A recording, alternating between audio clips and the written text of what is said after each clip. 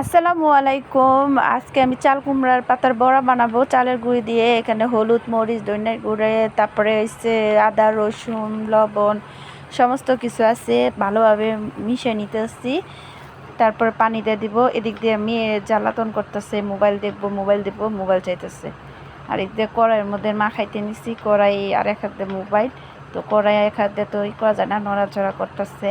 এদিক দিয়ে মেজাজটা আমার হট হয়ে রয়েছে। এদিক দিয়ে খালা জিজ্ঞেস করতেছে, কাজের খালা, যে কি এর পাতা কি বানায়। এদিক দিয়ে কাউসার চিল্লাইতেছে, ভাত দাও। এদিক দিয়ে ইয়ামনি মোবাইলে লেগে চিল্লাইতেছে। এই আর কি, কারণ লাঞ্চ টাইম তো, এর জন্য তাড়াহুড়া লেগে গেছে।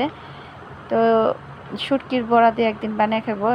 চাউলের গুঁড়া দেখাইতেছি। চাউলের গুঁড়া দিয়ে আমার কাছে অনেক ভালো লাগে, গরম গরম মচমচা লাগে, অনেক ভালো লাগে।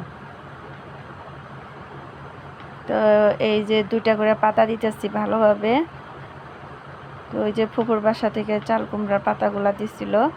তো এই চাল কুমড়াটা আজকে ভাজবো কইছি, তো পাতা ভাজতেছি কে, আর চাল কুমড়া ভাজলাম না। চাল কুমড়াও দিছে 2টা। পাতাগুলার এরকম ভালোভাবে ভাজতে নিতেছি। একটু মোটা হইলে কিন্তু ভাল লাগে না, মনে হয় চাপড়ি খাইতেছি। একটু পাতলা পাতলা হইলে মচমচা হয়, সুন্দর ভাল লাগে। তো আমি বেশিরভাগই এই একটা করে পাতা দিয়ে বানাবো। 2-3টা আর কি, যে 2টা করে পাতা পড়তেছি, আর সবগুলো আমি একটা করে বানাবো। কারণ আমার কাছে একটা একটা করে বানাইলে ওইটা মচমচা হয়, ভাল লাগে। আর 2টা করে যে বানাইতেছি ওগুলা আমার শাশুড়ি মা খাইবো, আর একটা করে বানানো দিয়ে আমি খাবো।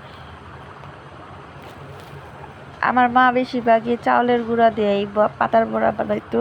তারপরে মিষ্টি কুমড়ার ফুলের বড়া, এগুলা সকালবেলা বাজতো, গরম ভাতের সাথে খুব মজা লাগতো।